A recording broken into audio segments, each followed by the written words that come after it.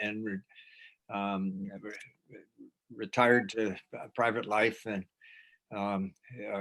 back onto the farm that he had inherited in Salem, so that I was familiar with the big world, and politics and policy were things that were talked about around the dinner table every night with family members that were involved on both sides of the political spectrum. Uncle that was a congressman on the Democrat side, grandfather had been a state U.S. senator on the Republican side, and another uncle that was in the state legislature on the Democratic side. So they were all good people with different perspectives on how things should be done. Well, and at the end of the day, you were all family. And at the end of the day, probably in the course of different discussions, you had different opinions, but you treated each other with respect and civility. I'm sure things got heated from time to time, but you learned to compromise and understand different opinions. And at the same time, in a way in which diplomacy, being my father being a diplomat, the core of his work depended on his respect for the people that he was dealing with in different stations that he was around the world, knowing that there are different people with different ideas. And again, solutions are much better when they're diplomatic rather than going to war with each other. We've gone through a very divisive time. And so it's nice for me to be spending my time really on an issue which is not divisive, which is how to protect our planet, protect our open space, have a community that's healthy to live in. As a profession, I was an OBGYN, delivered lots of babies in Norwich, babies from the whole region. Well, And you understand how precious life is, I think, every day when you hold a newborn baby and just realize how, and like my daughter, I told you recently, just became a mother, and her little girl is 10 months old now. And you just think everything they know, they've been taught. They have to learn it. And we are the conduits for that information and for those experiences and those opportunities. And so thank you for all of that work and that knowledge and that background. And I know that you are a stronghold in Salem and a big supporter. And I don't know if you want to start by talking about the op-ed that you wrote recently to the New London Day, the newspaper that we have locally. I thought that was a beautiful piece that you wrote. Well, that was essentially about tax reform. One of the difficulties in our tax system is that Connecticut, just the way it's evolved in its tax structure, has put a lot of weight on the communities to pay for education through the local property tax. And it's a tax which is particularly onerous because it's a tax, even if you just lost your job, you still have to pay your property tax. And it is really difficult for people living on, once they retire, on a set income. When their property taxes go up, their retirement income usually does not go up. And so they're often forced to sometimes to sell their houses and have to move. Just simply they can't afford the local taxes.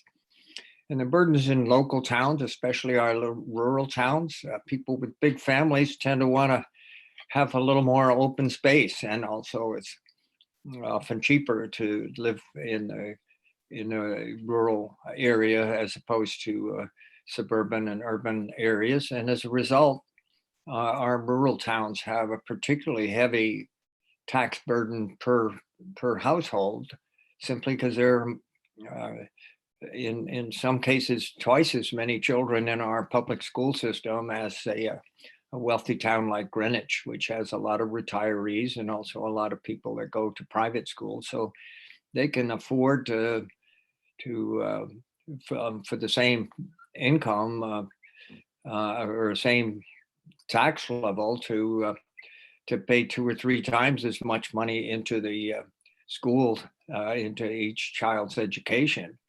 Our towns are really struggling. So this was an op-ed that I wrote when the day came out with a suggestion that we raise taxes on the wealthy, on the top 5%, to pay a higher income tax, and distribute that money to pay for property taxes, to lower taxes. So the total tax structure would be unchanged. And so that was essentially to do that.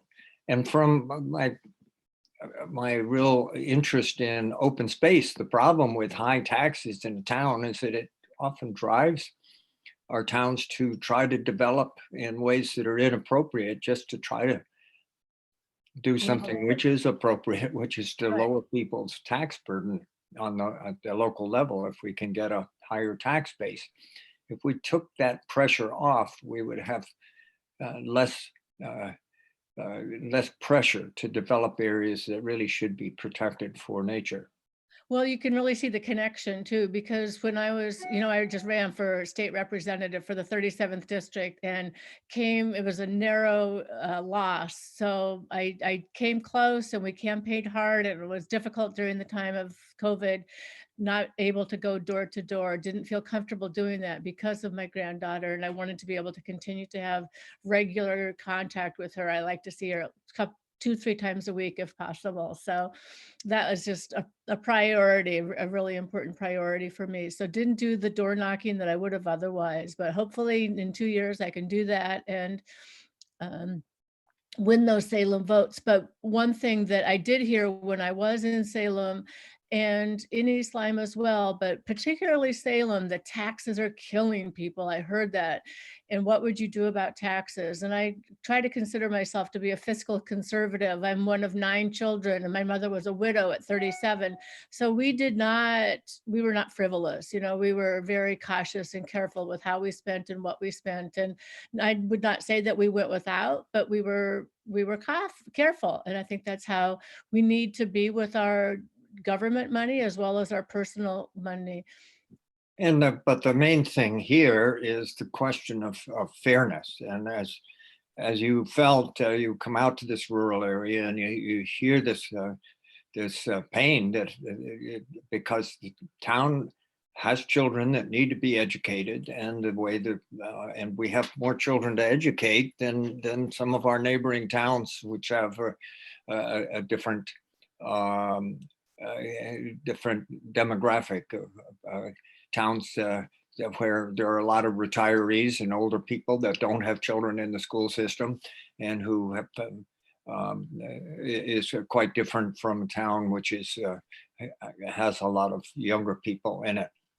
And we went through a growth phase about 20 years ago, in which we suddenly had a burst. We're bursting at the seams in our school, and that meant hiring more teachers and more having more buses and having more pressure on our tax system. The state has always promised it would pay more. So my op-ed was simply to back up the position that the day had taken, and actually produce a way of returning that increase in income that would come from the income tax to each town according to its own tax rate, to lower that percentage for everybody. And it should be done across the board in order to be acceptable to all towns. And as one that doesn't want to raise taxes, the total taxes raised wouldn't change, but the fairness and tactness would change a lot. The people that would be paying more are those that make a lot of money. Right, and that just makes sense. I And mean, if they lose their job next year and they're not making a lot of money, they won't get taxed and have their property taxes go up, mhm. and won't lose their house. Well, So and there's other examples of that. I think Oregon is a state that doesn't rely on property taxes for their educational system. So we have other examples that we can follow and feel good about. But I yeah, know, David, your real passion is not money and taxes, but your real passion is open space and land conservation and taking care of our beautiful area. When I was in Salem, I was astounded by its beauty and saw a couple houses for sale along the way. So I thought, oh, I should look and see what these places look like. It'd be fun to have a spot in Salem. So, well, we're very fortunate. When I grew up, there were, I think, 30 different dairy operations in I didn't know Salem, and that. we lost our last one in the last year or so. In terms of, I think the Bad Boys farm was the last one Mm, that was a functional farm. But so agriculture has changed dramatically, and the problem has been that as these farms have had to uh, the farmers had to essentially get out of a field in which they could not compete with the Midwest and other parts of the country that could produce milk at a so the dairy industry really suffered, and people are not drinking as much milk as in the past. Our whole diet system has changed a lot. But in many of our neighboring towns, those farms all went into subdivisions. And mm, what's happened is this growth of the land trust movement, in which large parcels of land, which are so important for maintaining agriculture, if agriculture can change to make vegetables and make other uh, products in many communities in other states. And even in Connecticut, we now have some hop yards and vineyards, and as well as niche organic farms that are taking over. But once you turn a farm into a subdivision, mm, that opportunity is gone. And mm. also the effect on wildlife and the inefficiency of transportation and the costs of the footprint in terms of our carbon use. If we develop our forested areas and cut down the trees and replace them with houses, it's nice to think that everybody should have their 1 acre of land, but we have 3 million people in the state of Connecticut, and only 2 million acres of land that you could live on. So we don't want to give everybody 1 acre of land. If we do that, there wouldn't be any forest anywhere.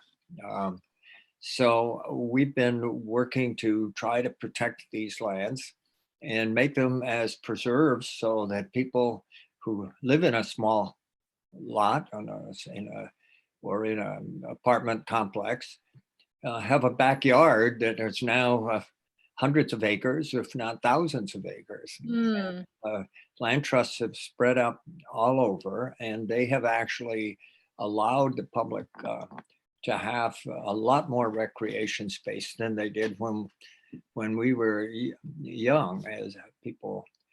It's really fun for me to drive around my town and see, families getting out for a hike that have come here from our surrounding uh, suburban and urban areas, and have been able, in this area of COVID where they've been trapped in their households, are now getting outside, and these places of refuge have become much more important. Well, and I think people are living a healthier life too, if they can get out and breathe good, fresh air and have that sunshine and exercise. And my daughter takes my granddaughter hiking all the time, and they go with the Goodwin Trail, and she's able to recognize the G's on the Goodwin Trail sign, and so proud of that. So it's a standard of living that I think we have learned to appreciate so much, especially during this time of COVID, because I don't feel comfortable going into enclosed areas for exercising in a gym type place. I'd Well, much we just know that in today's world, we're just a lot safer if we're getting our recreation outdoors, where those droplets are not going to survive for long, and where there's fresh air blowing through. We're very lucky to have good air quality in most of Connecticut. But again, it's our forests which help clean the air, clean the water, and have these other benefits. The other thing is, just in my lifetime, the sudden realization by people that the climate is really changing, and certainly in my lifetime has changed dramatically. While winters were cold, it wasn't weather that went from an ice storm to a 60-degree day back to 20 below zero. It may average only a half a degree more than it did in temperature. So it's only warming a tiny amount, but the effect on the amount of storm damage that's happening, the number of hurricanes, the number of really significant storms, and the difficulty for farmers to grow food is changing throughout the country. So it's not just important from our recreational value that we maintain these spaces. People have asked me, well, why do we need to save any more trees in Salem, to protect another forest? We've got plenty of trees already. And the answer is because those trees are pulling carbon out of the air. They're helping prevent climate change from getting worse. And if you change that into a subdivision, it not only cuts those, it is not only inefficient and costs more for transportation and heating and cooling to live in individual houses that are separate from each other with long driveways and a lot of asphalt on the ground, but we're cutting down forests to do it. These forests, which are our lungs, if you will, which are taking carbon dioxide out of the air and putting it back clean oxygen. So it's becoming clear that if we really want, as a community, what can Salem do to help solve the climate change process? Well, it can save its forests. And if it does, we can do a lot to, the forests that we have in Salem are the equivalent of taking hundreds, if not thousands of cars off the road in terms of their benefit to the climate and to the atmosphere. So it's something that if we feel as a community that we want to do our part in making a planet that doesn't burn up or doesn't flood or as much, that isn't as affected by climate change, the way to do it is to save as much of your open space as you can, to store that carbon in the wood and in the soil, so that the next generation doesn't have to migrate away from East Lyme and the coastline because of a rising sea. And it's beginning to, these storms are beginning to really hammer the coast more and more.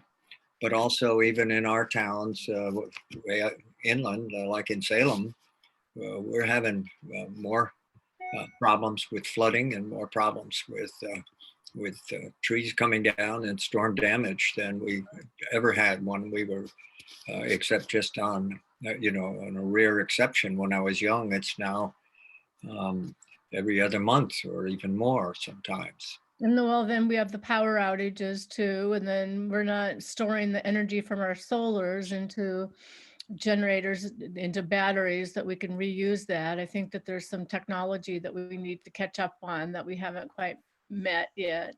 Well, Connecticut is great on inventing things. We have some makers of batteries, and they've made some significant progress. and we're beginning to solarize. I'm troubled because the people that have the big money want to make big money, and so they want to cut down our forest and put up a solar array. And they tell you how much clean energy they're producing. What they don't tell you is how much clean energy how much carbon that they've removed by cutting down the forest. And so while it may be that we want to get some solar farms, we really should, I think, make sure that we don't cite anything that cuts more trees until we've done everything we can. And we've got parking lots all over the area. We've got roadsides. We've got old buildings in the cities. There are many places we could be putting microgrids. The problem is that it's all different owners in all different places. We need to incentivize them so they will put solar up. And unfortunately, it's sometimes a battle with some inappropriate solar arrays going. East Lyme had a big solar array which caused significant soil erosion and flooding problems.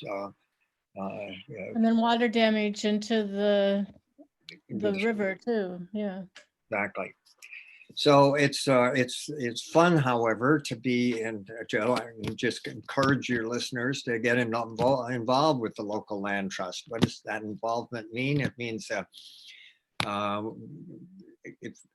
occasional meetings, which you can do on Zoom nowadays easily, so you don't have to leave your house at night.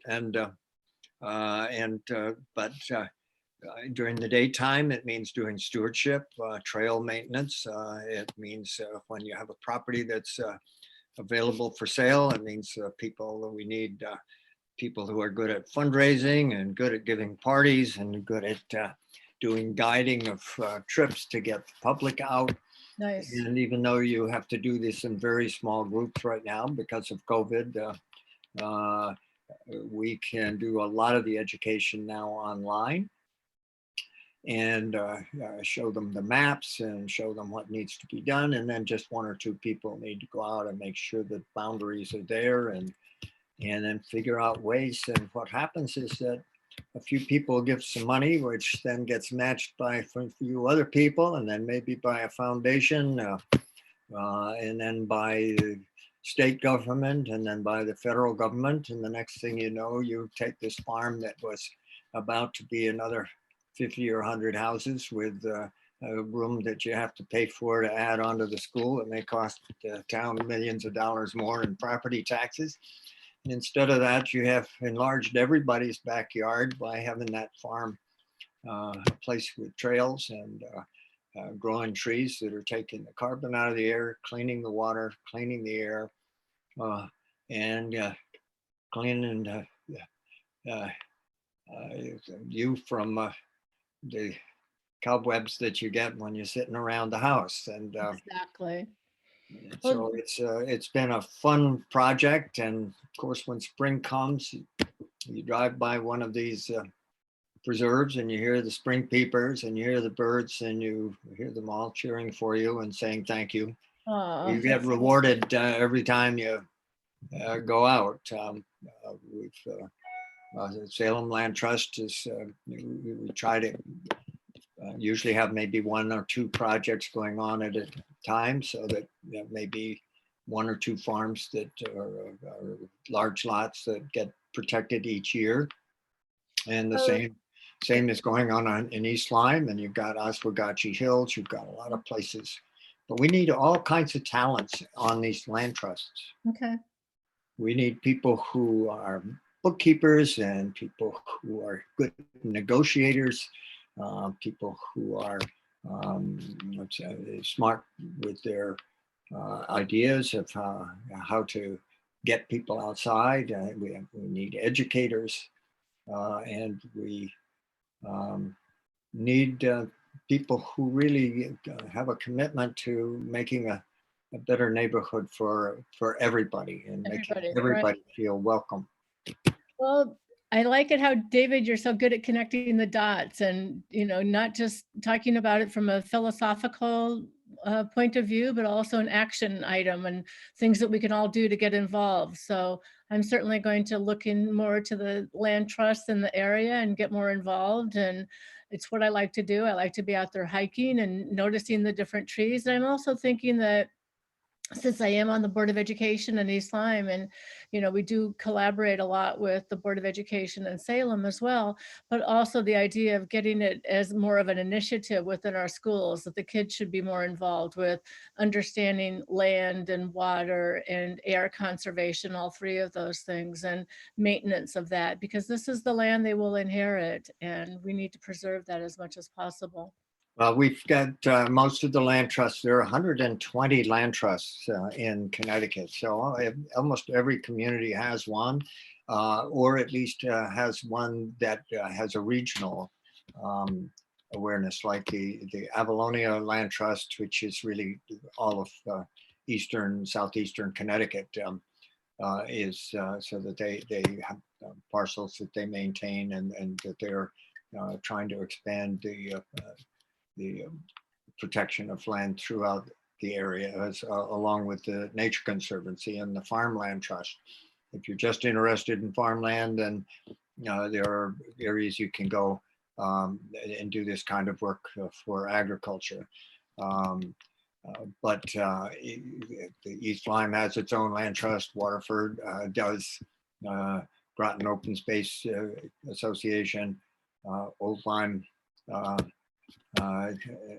Lyme. Each of these communities has some local efforts, but also some regional and national efforts that goes on. And the money that comes in for buying these properties comes from the federal government, comes from foundations, brings money into the community and makes everybody's home more valuable. Well, that was the thing that I learned in the process of this last spring, is that the land trusts make our properties more valuable, and not just the air and the quality of life. But David, I promised you half an hour, and I think we have met our time limit. I know we could chat more, but maybe perhaps I could ask you to come back again sometime, and we could pursue a different topic or something more specific to one of these areas in general that you have real tangible needs, and we can get some of our viewers on board and literally get their boots on the ground. We look forward to doing that, and especially I think I would have liked to spend some time on the idea of a municipal fundraising, how do towns get involved in protecting like Oswegatchie Hills, and getting more involvement is an option for a municipal fee that would go into anybody buying into the town. Money would go into open space, and hopefully this is something your legislators will be able to do something about, to help communities have some flexibility on how to protect this land.